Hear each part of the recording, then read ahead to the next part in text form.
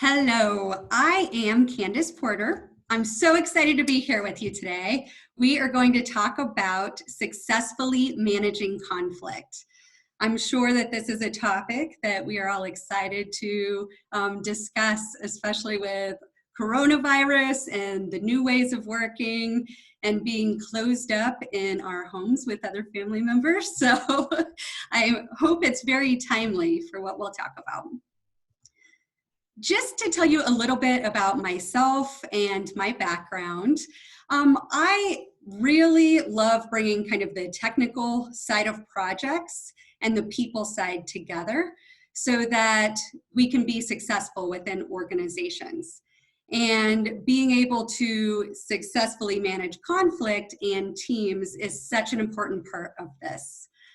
I am from a very big family in a small town. I see some of my family members on here today, so welcome. And so I'm no stranger to growing up with conflict. I have 7 brothers and sisters. I'm one of 7. And so I cherish every single one of them. It's such a fun way to be raised and brought up. However, my first leadership position was in the Air Force. I was an Air Force officer. And it was very much trial by fire when learning to manage conflict myself and helping my team members and direct reports manage conflict. So my first duty station as an officer was over in Turkey at Incirlik Air Base. And if you think about the military, team members are constantly changing stations. They're coming and going, and it's people from all walks of life. It's people with different experience, and being able to really help them kind of mold as a team and be effective and productive is really important.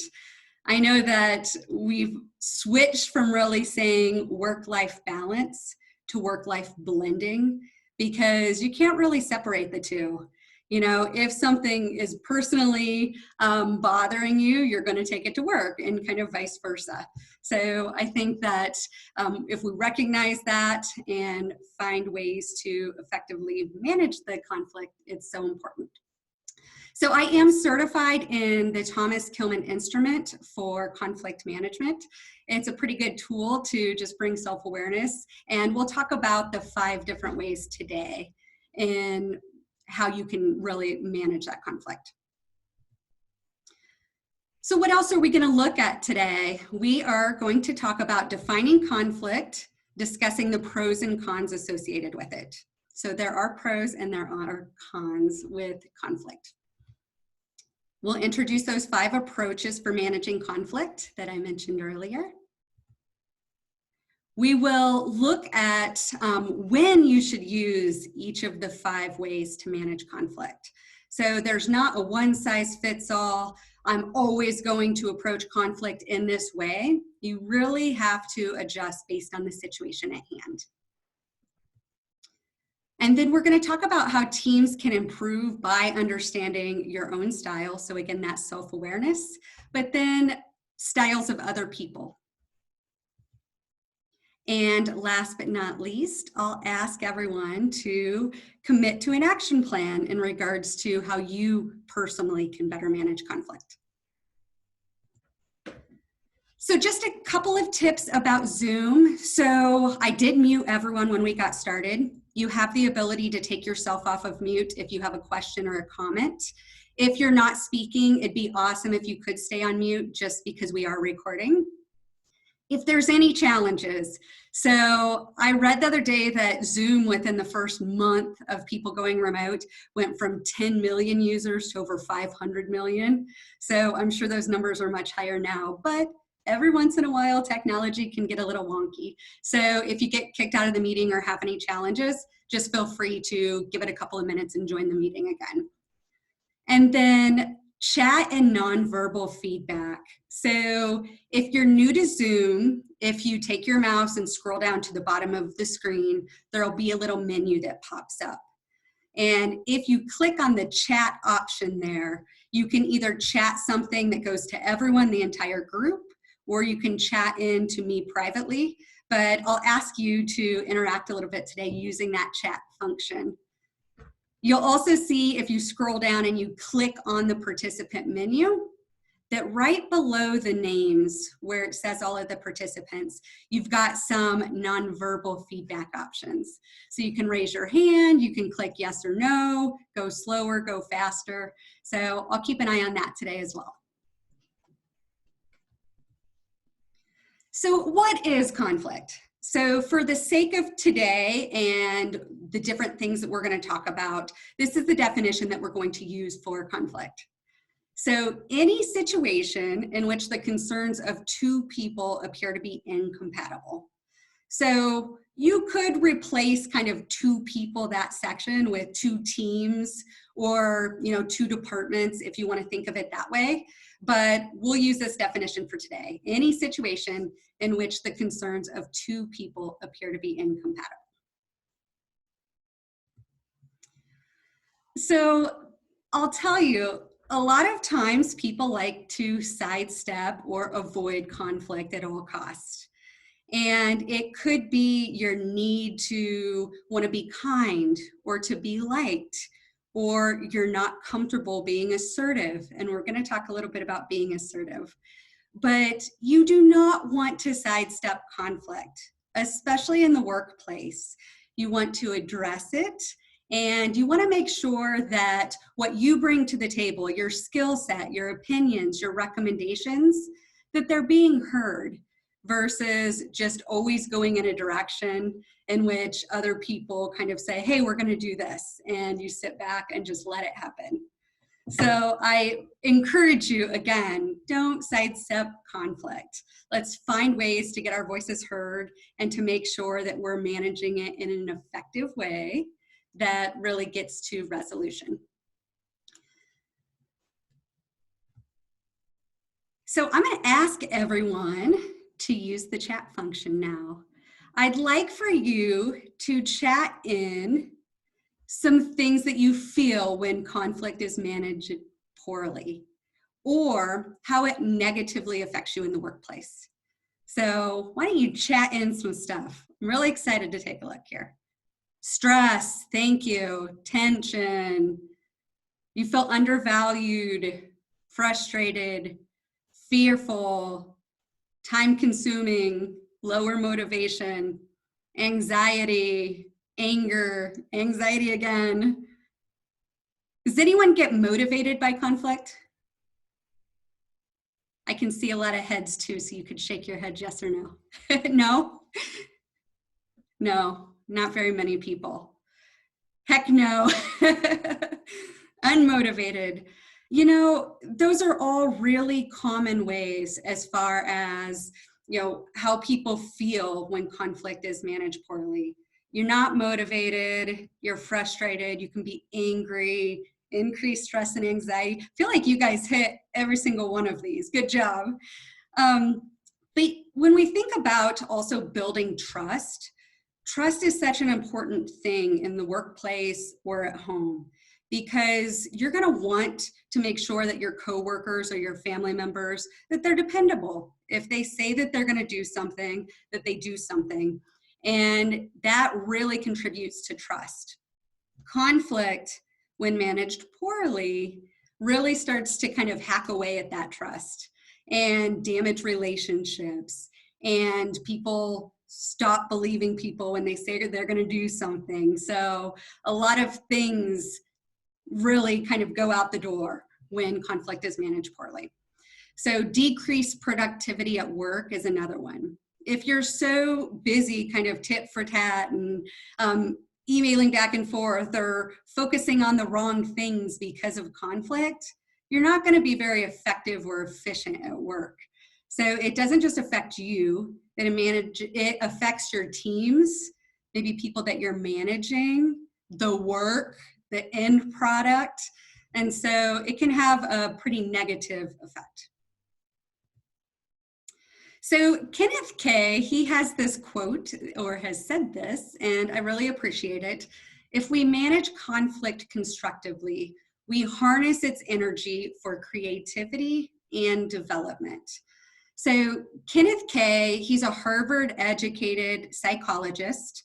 He's written a lot of books. He's researched conflict. He's really one of those kind of leaders when you think of conflict. So if you haven't heard of him and you're interested in learning more, he has some great pieces of work out there.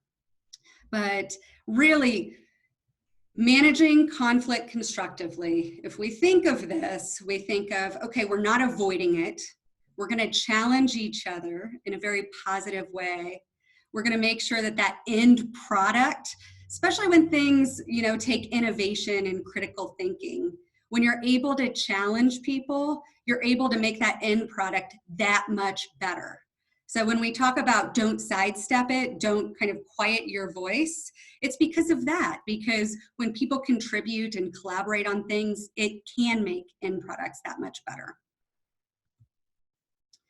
So conflict successfully managed, what are some of the things here that are associated with it? So higher job satisfaction, better work products and outcomes, growth opportunities, improved relationships, and sense of trust. So chat me in again. How do you feel whenever you have encountered a conflict? Doesn't feel very good, but hey, we're getting there. We're going to manage it successfully. What are the feelings when you get through it? Relieved, hopeful, accomplished, empowered. I love that. Empowered.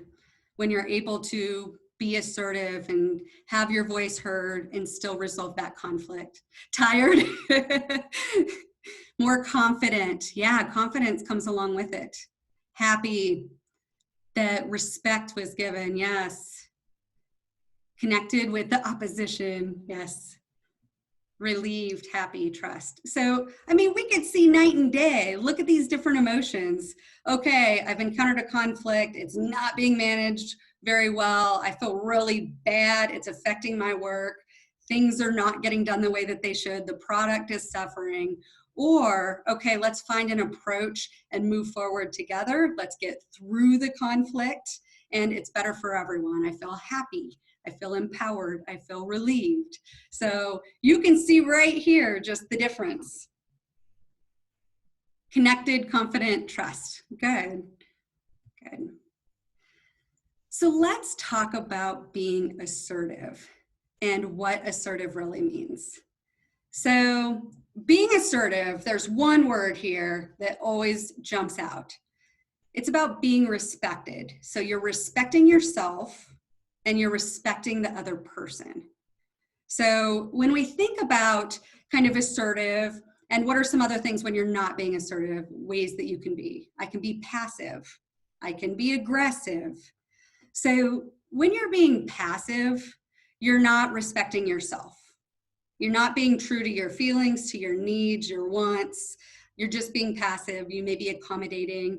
Yeah, sure, I'd love to stay until 7 o'clock at night and finish the stack of papers that you dropped on my desk at 4:30 p.m.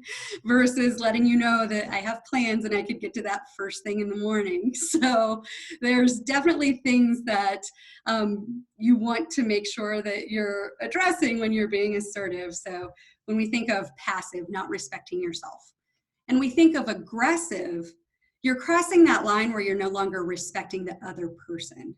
So you're letting your voice be heard, but maybe you're overstepping and no longer listening to the other person, no longer thinking about what would be good for them either. So assertive is something that, okay, I'm going to have my voice heard. I'm going to kind of speak my piece, and I'm going to be respectful to you. I'm going to listen to you. And this is a big piece of successfully managing conflict. So I'll ask everyone, lock assertive, being assertive in your brain, because it is going to be a really important piece.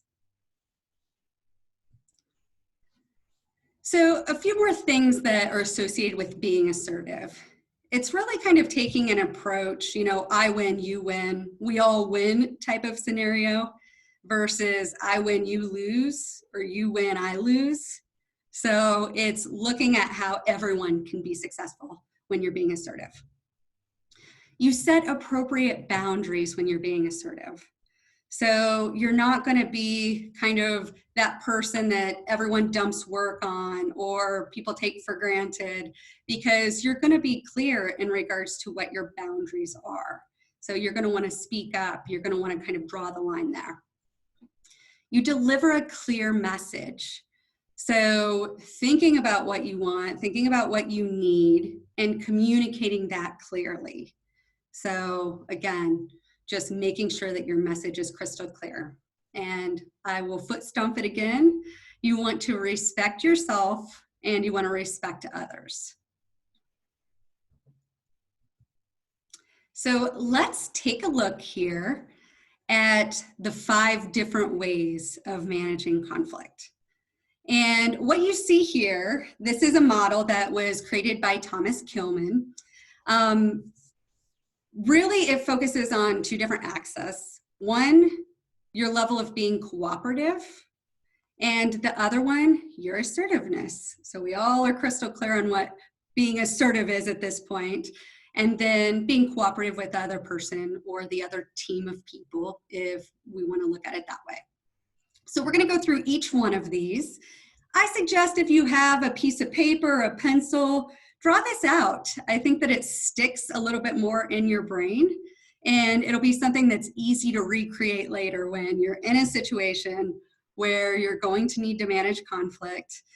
So assertive, cooperative, and we're going to go through each one of these.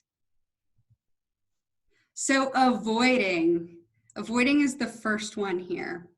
So this is when you're very low on being cooperative and you're very low on being assertive. So really you're just kind of ignoring it or trying to buy time. I'm sure that we've all seen, you know how those reply alls kind of go, or if you're emailing and there's some conflict or people aren't seeing eye to eye and it's going back and forth, back and forth. If you're in this situation where you're avoiding, you may just kind of hands up, I'm not responding at all. Like I'm not going to say anything. Maybe I'm going to buy some time here. Another way is if you're in a conversation with someone and you don't like the direction that they're going, or you're not seeing eye to eye on something, just kind of leaving. So I'm not going to deal with this. I don't want to handle this. We're not going to resolve this conflict. I'm going to avoid it.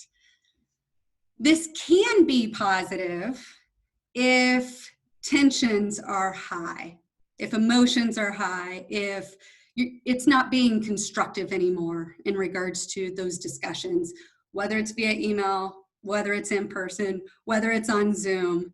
So avoiding for a short amount of time can buy you some time so that people can cool down, gather their thoughts, and then you could go back and address it at a later date. So that's number 1, that is avoiding. The second one is accommodating. So this is where you are being very cooperative and you're not being assertive. So again, you're not voicing your kind of wants and needs. When I mentioned being passive earlier, where you're not really respecting yourself all of the time, this is where, you know, someone may be asking something of you, and maybe it's the same person always asking things of you, and you always just shake your head yes, or you feel uncomfortable telling them that doesn't work for me, doesn't work for my schedule, or can we maybe think about approaching it in a different way?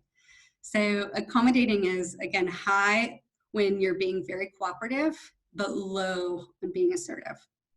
Accommodating can be a good thing if it's something that's not really important to you. If someone's asking you to accommodate them and it's not that important, it's very easy for you to do, that may be a time where you offer some goodwill, because you know when something is really important to you, you're going to ask them to accommodate you. So kind of give a little, take a little, and think of accommodating in that way. So it's an approach that can be good in certain situations, but it's not an approach that you want to use just all the time, nonstop. The third one, compromising.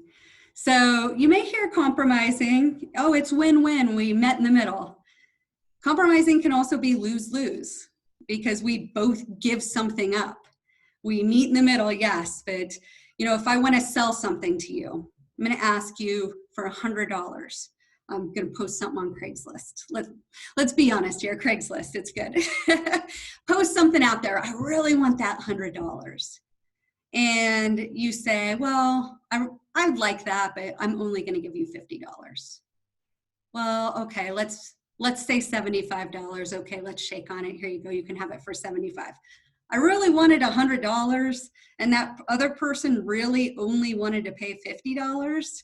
So yes, it still kind of worked out, but it wasn't a way that we walked away like, yeah, we were really victorious.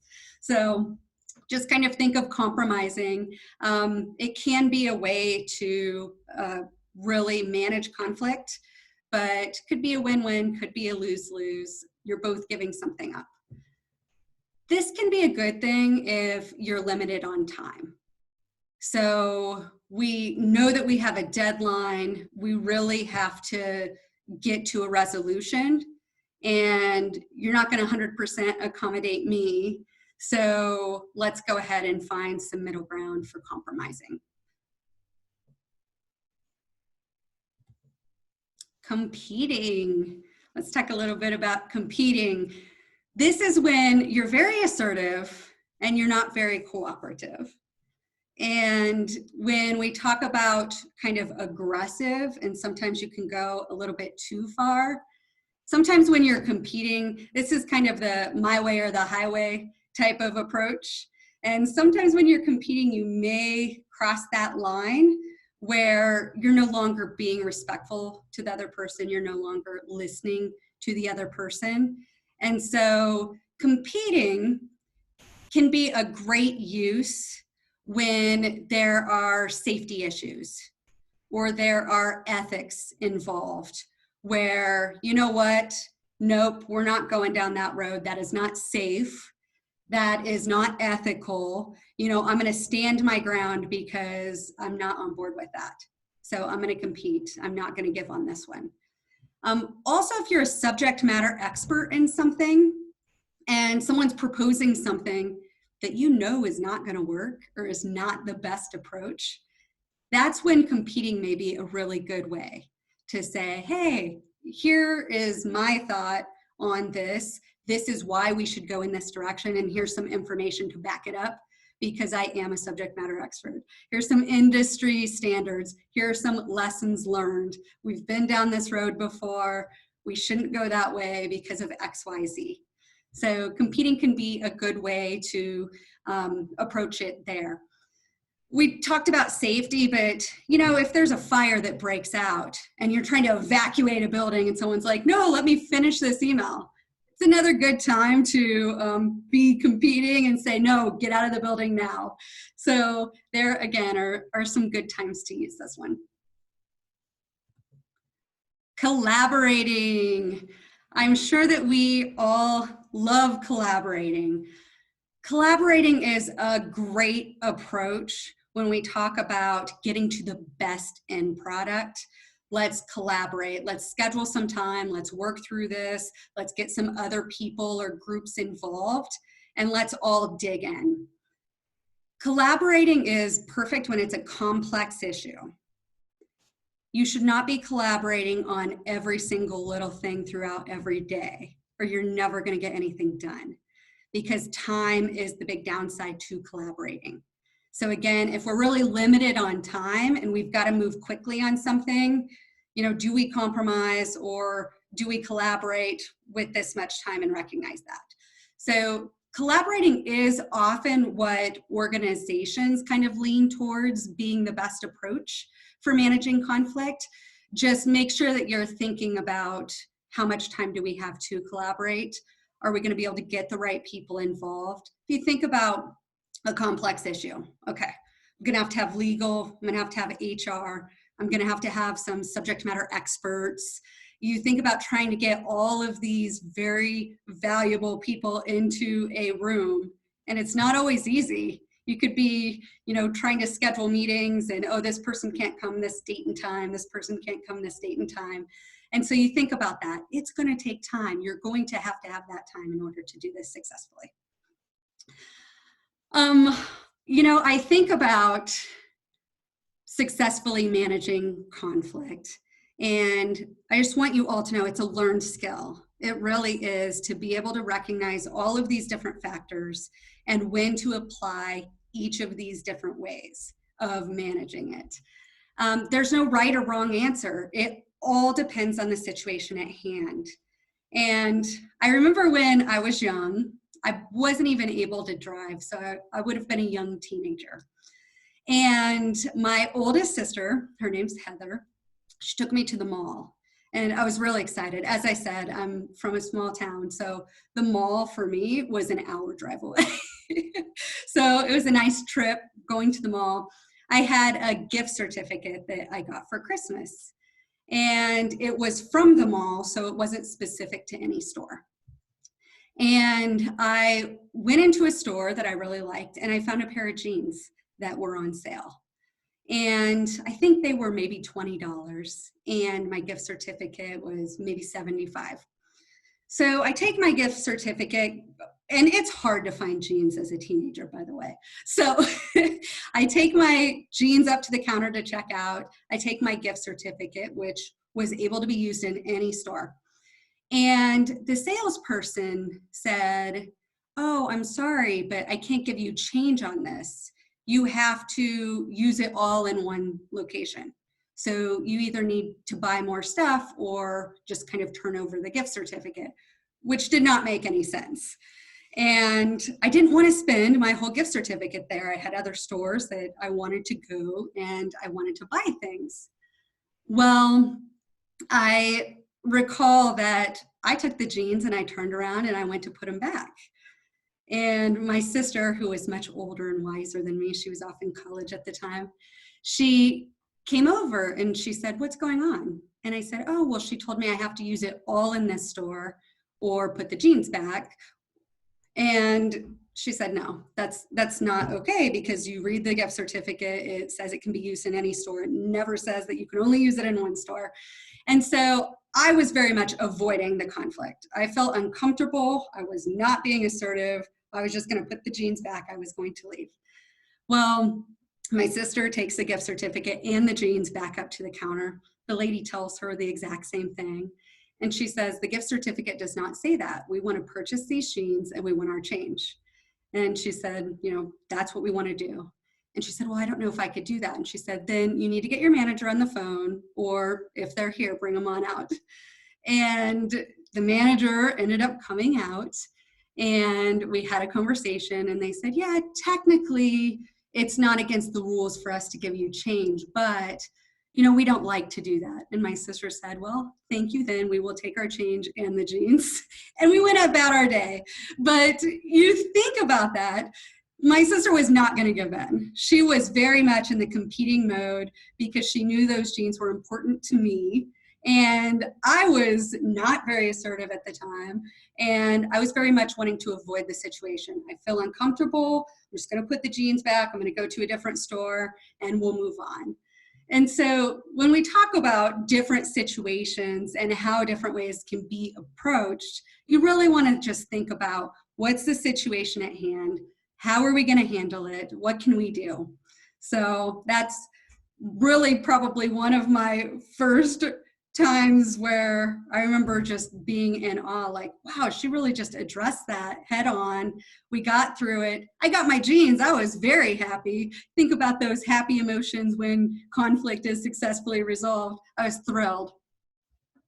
So again, learned skill. You can work on this. And we're going to go through a little bit more on each of these. I'd like for you to take a minute and write down one of these areas that you think that you can work on using more or using it less.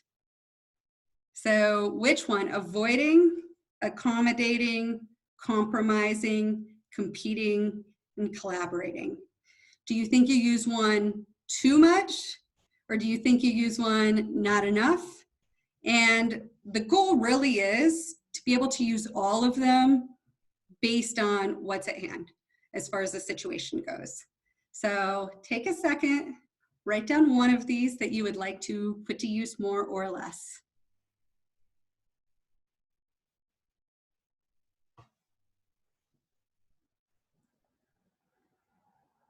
Lou, I use avoiding too much. Yeah, if anyone wants to share which one they want to use more or less, I'd love to see it in the comments. Less avoiding. You know, avoiding can be an easy one to use because you just avoid the conflict, but you never really get through the conflict when you're doing that. Way too accommodating and then overwhelmed. Thank you for sharing that. Yes, I love that, you know, you talk about how it makes my stomach hurt when I avoid something, you know. You think about that, and when you're feeling overwhelmed, or I bit off more than I can chew, or I just don't have time and I keep accommodating people, and I want my bosses or my coworkers to think that I'm valuable to the team. So I'm going to keep accommodating, but then I'm working until midnight every night. I'm not sleeping well because I'm so stressed out. And that's going to lead to burnout. You're not going to be able to successfully contribute to your team and continue to do that. And so being able to use some of that language where, hey, I have a lot on my plate this week. However, I would like to support you with your request. Is there any flexibility in the timeline or the due date? So being able to, again, be assertive and be really clear and honest about when you can accomplish something. I'm looking at the comments here, great comments. Yes, being a people pleaser. You know, we're brought up to be kind and to not talk back, and you should not, I guess, you should not confuse managing conflict with being unkind. You know, you can successfully manage conflict and do it in a very kind way. It's not one or the other. So I'll summarize here again as far as each of these different pieces, and I know that Dave will share these slides as well, so if you want to refer back to them at any point. So avoiding, good option when it's unimportant. It could be used to buy time, and it can allow you to kind of let some of the tensions reduce, or if people are really emotional, to get past that so that you can address it in another way. So avoiding. Accommodating. So this is when it's really important to the other person and you want to create goodwill and build relationships. So, you know, if you're always competing, people are going to recognize that and they may think, oh, that person's not really a team player. Or there's a lot of things that are associated with, oh, we're not going to ask them because they always say no. So accommodating, again, you want to build relationships. If it's more important to someone else and you can accommodate, it's a good opportunity to do so. Compromising. So again, this is when it's important to both parties, but time is limited. So you don't have that ability to go into full-blown collaboration. So everyone will give something up a little bit to get through the conflict, to resolve it, but it may not be the result that either one of the parties really was hoping for and wanted. So again, it's important to both people. However, you don't really have that time to collaborate, so let's meet in the middle. Competing, and we gave some pretty good examples of this. Great in crisis situation. If you're a subject matter expert and you just know this is the way that it should be done, I'm going to kind of hold my ground here. If it's something that's really important to you, you can even use the language. You can ask someone, hey, this is really important. This is why. I'd like to ask that you accommodate the request. And when something's really important to you, we'll try to do the same. So it's kind of that art of negotiation in a way.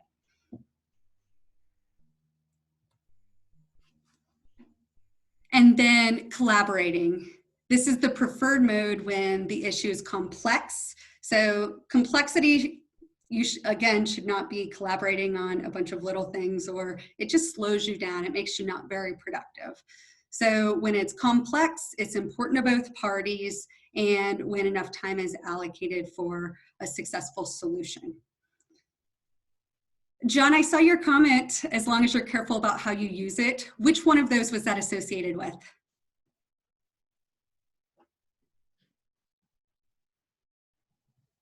And Stacy, I see your comment as well, that it really is. You should be able to kind of be flexible, understand the importance of when to use these. Sorry, that was with accommodating. Oh, accommodating. Yes, Yeah. yes. Thanks, John. Do you have any specific examples or anything that jumped out at you? Not necessarily, but I know when you're trying to build a strong relationship in a sales situation, sometimes it's okay to be accommodating. You have to be careful because you don't want to be too accommodating, but sometimes it's good to be accommodating and maybe let the other person win a bit to further the relationship. That's a great example. Yeah, you don't want to give away the farm, but if it's something that's small that you can do to build that trust and kind of goodwill. Yeah, great. Thank you. Thank you for that. I'm just scrolling through the comments here. Yeah, really situational, dependent on all of these. So I'm going to give some questions that you should consider when you're trying to kind of navigate and figure out, wait, which one should I use for this particular situation? So how much time is there? How important is the relationship? So if your boss's boss is asking you for something or to do something, you may automatically go ahead and go into that accommodating mode. That relationship factor is important, and understanding kind of where this request is coming from. You know, how do I approach it? How important is the issue? How serious or complex is the issue? And are there safety or ethical considerations? So those are all good questions to ask to help kind of point you in the right direction. You know, Thomas-Kilmann also has an assessment. It's a forced choice assessment. And so it will ask you a question and you have to choose one answer or the other. There's no middle ground. This isn't a multiple choice. I'm going to go for it. So what it does, it will let you know what your go-to style is on these 5 different styles of managing conflict. So it will tell you, whoa, like 70% of the time you go straight to compromising, and you very rarely avoid, or you very rarely compete. So it will show you all 5 of those and kind of where you stand with them. And so it's a really interesting assessment if you ever want to learn more, dig a little bit deeper in regards to self-awareness and what your go-to is. You know, I was working with someone and they were extremely high on accommodating and very low on every other one. And they said, you know, I always wonder why I don't get my to-do list done during work, but I'm constantly getting everyone else's work done. You know, when they ask me for support, I absolutely cannot say no. And so it's really interesting that they had not thought of that. And once you have self-awareness and you understand your go-to style, you can make commitments and figure out, well, let me start using this other way a little bit more and maybe backing off of this one. So it just gives you perspective, which is nice.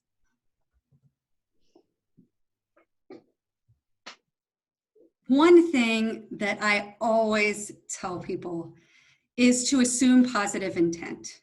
When you are in the middle of a conflict or you're witnessing a conflict, I actually just had a friend tell me a story yesterday that was pretty eye-opening.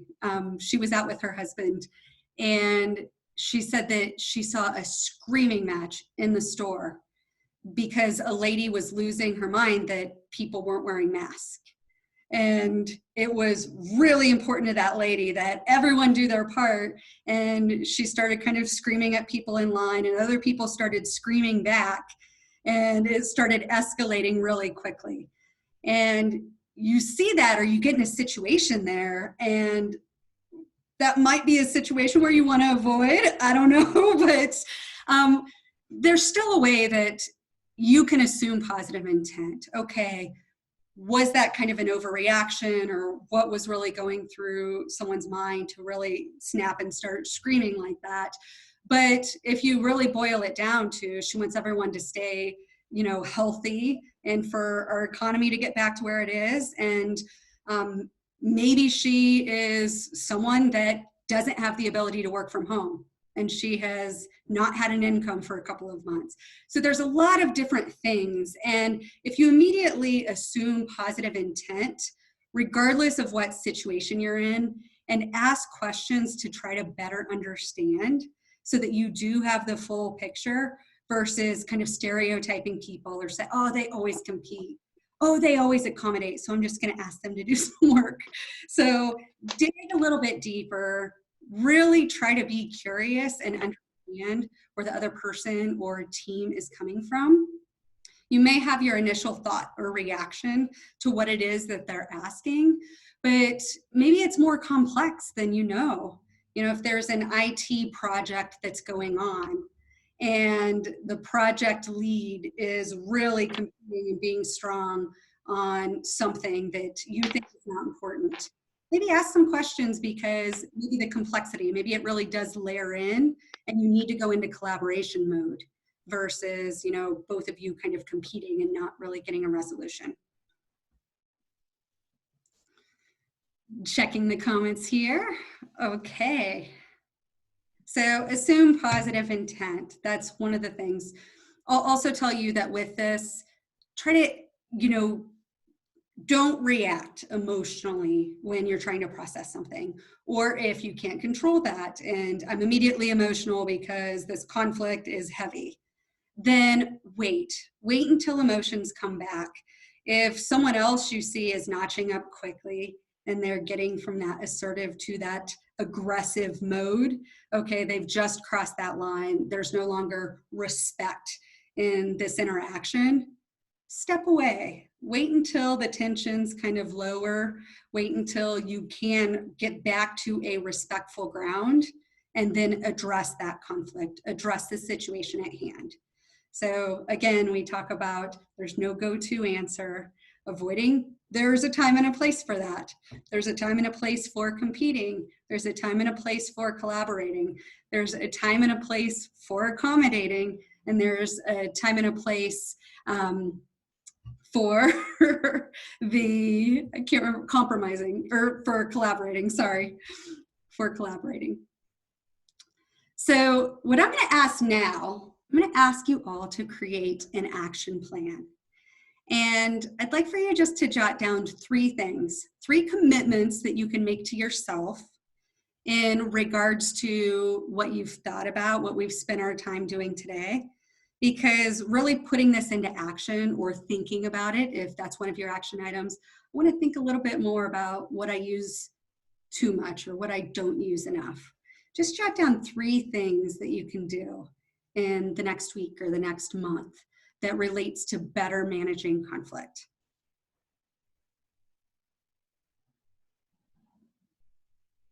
And I'll give you some time there, but I also want to open it up for questions. So if you want to come off the microphone and ask a question or give a situation, feel free. Or if you want to chat something in, I'd love to hear some of your thoughts on, being assertive, remaining respectful, the 5 different ways that you can manage conflict, when to use each of them. Lou, thank you for sharing. Try not to avoid. Unless tensions are high. Was someone going to come off of mute? I thought I heard someone start to say something.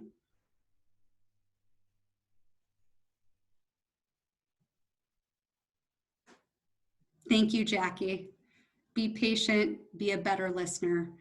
So we did talk a lot about respect. Being an active listener is also a really important part of managing conflict successfully, because you really need to understand where the other person or people are coming from and why it is that they're taking the approach that they are. So asking questions when you're not quite sure or it doesn't make sense. I think that's one thing that, I don't know why they do that. That makes no sense to me. Rather than just walking away with that, go ask some questions, be curious, get a little bit more information, because that can lead you to a better kind of solution or end product. Hi, Candice. It's Janice. Hi, Janice. Sorry, I'm late, but so I'm glad that you brought up active listening, because that's very important, because I just realized that, well, especially me, the tendency there is to we hear what they say because we're planning our response instead of listening. So listening is just like understanding what the person is saying, but we listen to respond instead of listening to understand. So I'm kind of guilty of that. So it was a good thing that you brought that up, because if we just like listen and give our focus to that person, then assuming positive intent would come into the picture. I love that. Thank you, Janice. You're absolutely right. A lot of times we will pick up certain things that someone's saying and already be formulating our response. I'm not even really processing or listening to what else they're saying. Or confirmation bias is always a big one, where we already have our own beliefs about whatever's going on, and we're trying to pick one little thing out of what they're saying to confirm we're right. Oh, I knew I was right. Or yes, I know that that's the solution. So really, it's hard. It is really hard to be an active listener. So that is a skill in itself. But, I'm always thinking about these little guys, these phones, and how if you're trying to have a conversation with someone and your phone's dinging or it's ringing, or you see a notification pop up, even if your phone's on mute, and your attention's shifting. And how many of us say, go ahead, I'm still listening. No, it's okay, I'm listening. And you're texting, or you're typing an email, or you're not even looking at them anymore, but no, I'm listening. And then they finish saying whatever they're saying, or they ask you a question, you say, oh, what was that again? You're not really listening. You weren't. So you really do. You have to take the time to pause and listen. So thanks, Janice. I appreciate your comments. Yes, Chantel, I love that. Clarify and state, I heard you say this. So paraphrasing is a great way when someone is sharing something with you and you're truly trying to understand.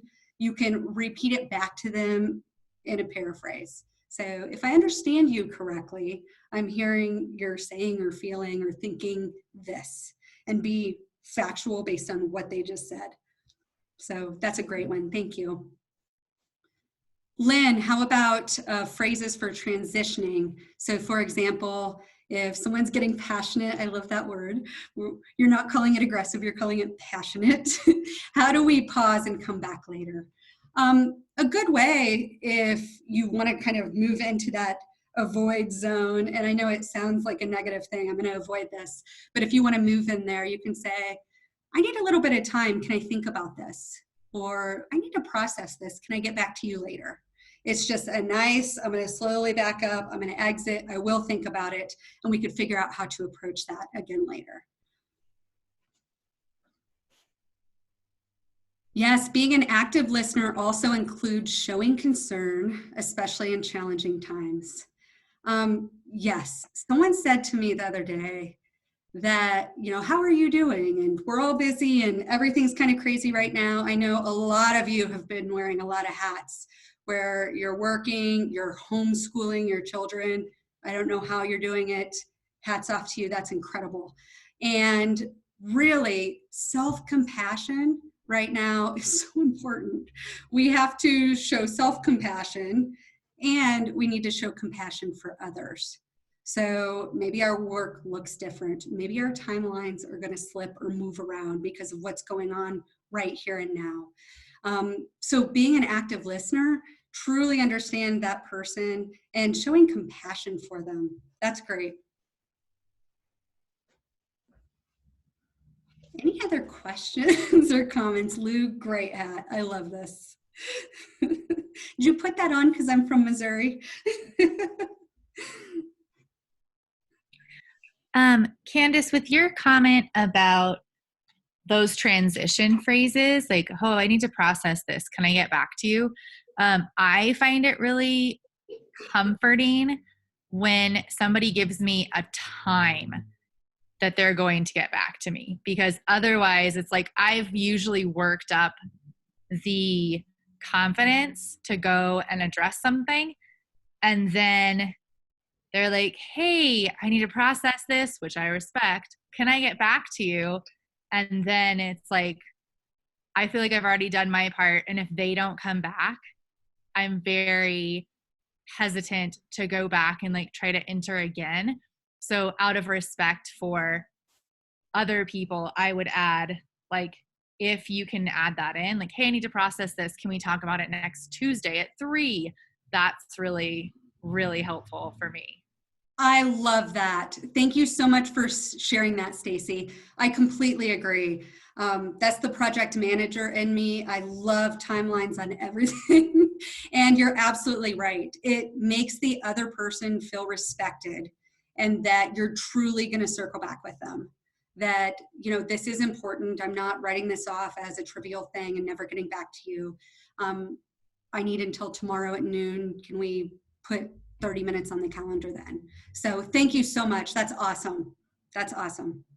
Or even when you go into something that you know might be a conflict, letting that person know, hey, I'm going to lay something on you here.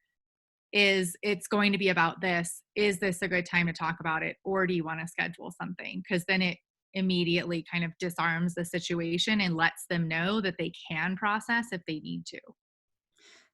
That's a very good point. And sometimes when you know that there's going to be pushback, or you know that your views are very different than someone else's, giving them maybe a written heads up on it and then scheduling time to talk through it, it may allow them to have kind of that initial reaction and for them to process it in advance, and then for you to meet and try to find a way forward versus just laying it on them in person and then they're feeling a little overwhelmed or they're not sure how to deal with it. So depending on what that situation is, there are a lot of approaches, and I love that. Thank you. Really good points. Jackie, great comment. That one works really well in personal relationships as well. I know we're using a lot of work examples here, but a lot of this, you know, absolutely can be applied at home or in relationships for family members or friends as well. John, I'm looking at your comment. I have a team of accommodators and they're taking on too much work. Wow, 60 to 70 hours per week. So this is great. Yes, yes, collaborators or, you know, competing in some situations could be good as well, as far as, you know, getting timelines that work for them if they're able to stretch it out a little bit. So great, great comment. And self-awareness. Once they recognize it and realize that it's not the organization that's always going to be forcing them. A lot of people will say, oh, I work so much. It's just the culture of the organization. And some organizations may have that culture. But when they realize that they can take some control and really manage their own schedule and their own day-to-day, it can be so empowering. Kevin, I see you raise your hand. I'd love to hear you.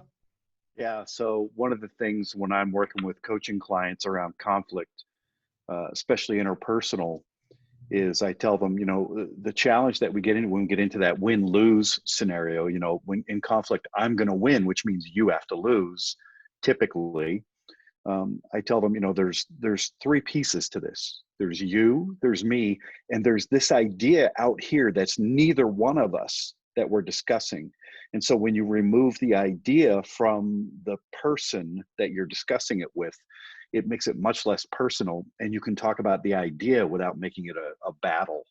between, you know, people. That's awesome. That's great advice. I love that. Thank you for sharing that. You're welcome. Lou, communication, communication, communication. Yes, very good. I think that's the most important thing. People forget that. It's just like location, location, location in real estate. It's just a matter of talking things out. You know, everything that you've said today basically comes down to that. You know, I think. And I know from my own experience and from my own education in this field. That's awesome. I appreciate that. Thank you. You've been wonderful, by the way. A lot of insightful comments and knowledge. Thank you. I appreciate that. Thank you. Well, I know that we're coming towards the end of our time together. Dave, I'd like to ask you, do you have any closing or parting words that you'd like to share? Well, other than I agree, you were completely fascinating. This was wonderful. And if anybody joined late, we will have the video recording and Kandis's slides. We'll have them on the website homepage. Upper right-hand side is his archive. They'll be there, and we'll email them out tomorrow as well. So, Kandis, thank you. That was wonderful. It was my pleasure. I absolutely just love this topic as well, because it's something you have to slow down and you have to think about, and you have to make a mindful decision to really improve your skills. So thank you all. If anyone has any questions about anything, feel free to reach out to me directly. I'm happy to answer anything. Excellent. Well, thank you all for being here. Kandis, thank you. And we'll hopefully see you next week when we do this again. Awesome. Thank you, Dave. I greatly appreciate you and the whole NCET team.